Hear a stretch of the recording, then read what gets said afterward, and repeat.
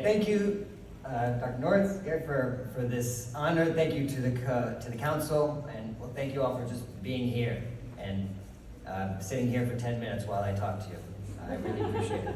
So as mentioned, the work for which I received this award is for starting support groups, education events, and community awareness events for parents of children with autism in my town of Douglas, Arizona. I am a community pediatrician, but as Gary mentioned, I'm also the director of our clinical research program and an early childhood advocate for Chiricahua Community Health Centers.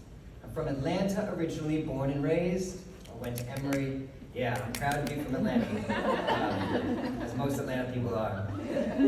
And I went to a residency in Denver, and after residency, I wasn't really sure what I wanted to do. I got into medicine to go to be part of a community and to work in a community, and I did not find a lot of that in residency. And so I was a little lost and looked outside sort of the traditional box and along jobs along the U.S.-Mexico border, since I speak Spanish. And when I found this organization, Chiricahua Community Health Centers, it immediately felt like where I needed to be. It is a federally qualified health center, and for those who don't know, it essentially means we see anyone who comes to our door, regardless of their ability to pay, regardless of their insurance status or their immigration status, we will see them. And there's federally qualified health centers throughout the country. And I think every county pretty much should have one. And we are the only federally qualified health center for Cochise County. So Cochise County is literally a box in southeast Arizona. And it's very rural. We have a lot of shrub, a lot of cacti, and a lot of cattle.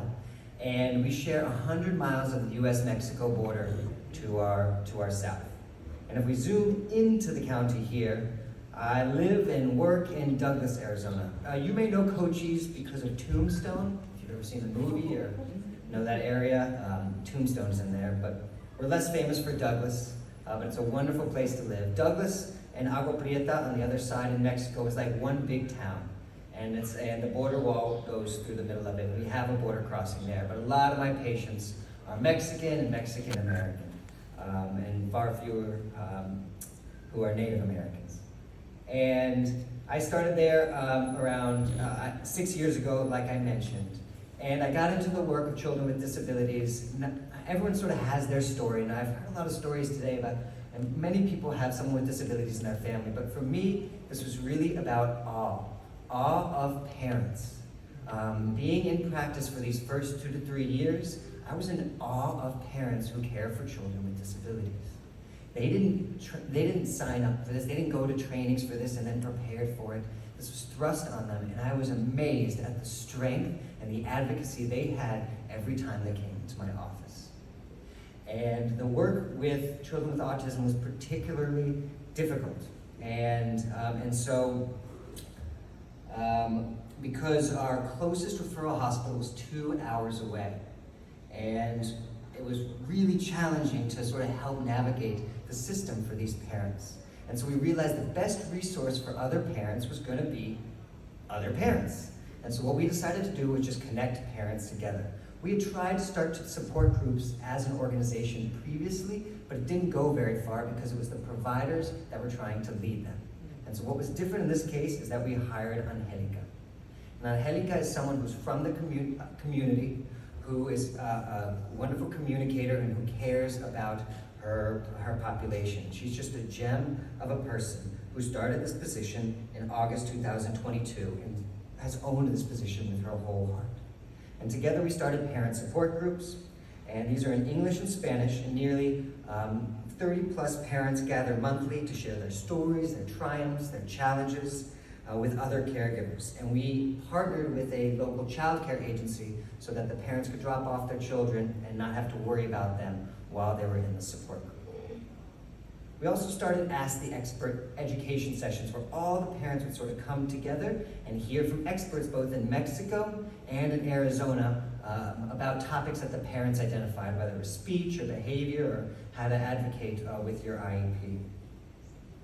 We also started community awareness events. And these are just opportunities that the parents really asked for so that they could bring their children proudly into the community and just help people be aware of what autism is. This is a word, this is and these are our children that we care for in this community, and we want to bring them into the community. So we've done Halloween events, we've done Christmas parties, and we held our first Autism Awareness Walk, which had over 230 people attended, and we did that in partnership with the school district and with the city.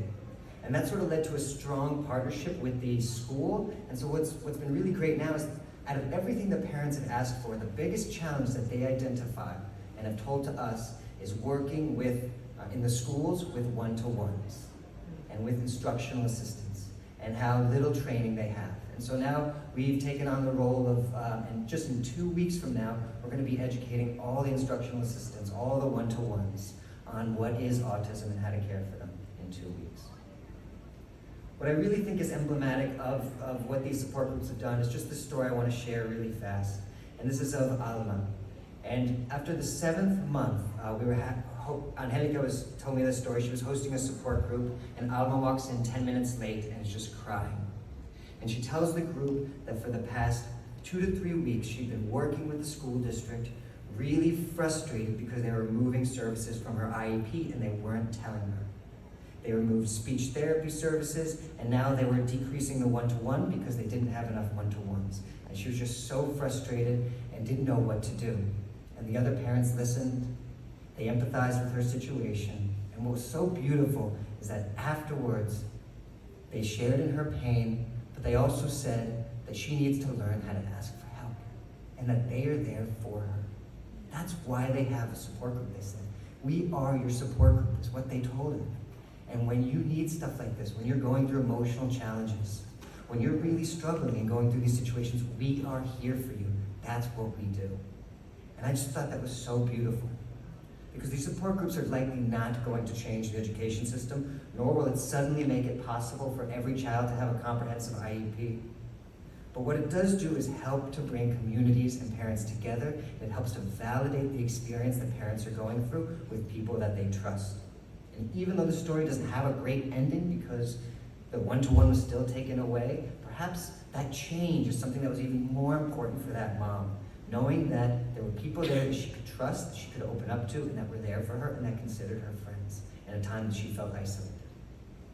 Angelica made a video, a very quick 2-minute video, and we'll see if the sound works. And I would just love to play for y'all, since this is a special time for the families. So it has impacted my life a lot because I'm not alone and I have help. I really strongly recommend to any mother or any father that has a child that has recently been diagnosed with autism to join the group. Es importante que uno exprese y que también diga por qué no. A veces no puedo, no me alcanza el tiempo, no me alcanza la vida para dar a mi hija. Para eso creo que me ha servido, para tener mi momento como mamá.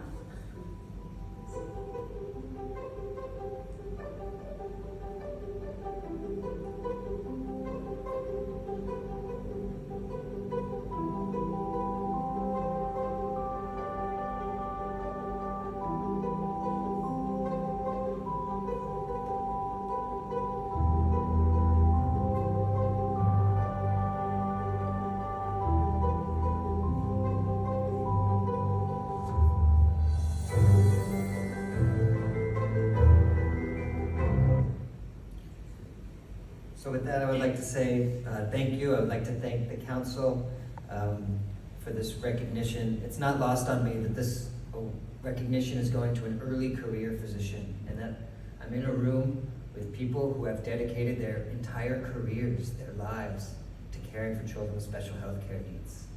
And that you've been doing research and educating and giving so much time to that, and to offer me the opportunity to speak and to recognize this work from Douglas is truly something for which I'm grateful for, and that I really am able to do this because of the work that you all do. I also want to give a love to a couple people in the room. I'm with my wife, Elisa, who I met in Douglas, salsa dancing, 3 years ago, and she's a preschool teacher in Douglas, and she's the first person who taught me a lot about the tips and tricks for how to care with children with autism, whether it's visuals, visual schedules, or first then boards, or choice boards. She was the first one to share that with me. And she's also really helped me to understand a different way of viewing children with autism, and that's actually us, in this anti-ableism spirit of the council, that it's really us that need to remove our biased lenses, and that children with autism have this incredible way of seeing and interacting with the world, that it's actually us that have a lot to learn from. And in her work in caring for children with autism, I have learned a lot about that. I'm also here with my parents, and it's a blessing to be supported wherever I go, even if I go to the smallest corners of Arizona. No matter what, they're here to support me, and they love me, and I'm really honored to be held and cherished in that way, to allow this work to become the priority. And finally, I just want to thank the mothers and the parents on behalf of who we are working for this for. I mean, it is them that really are the ones who are the heroes that rarely get the recognition, and Angelica who's doing this work as well. So with that, I say thank you.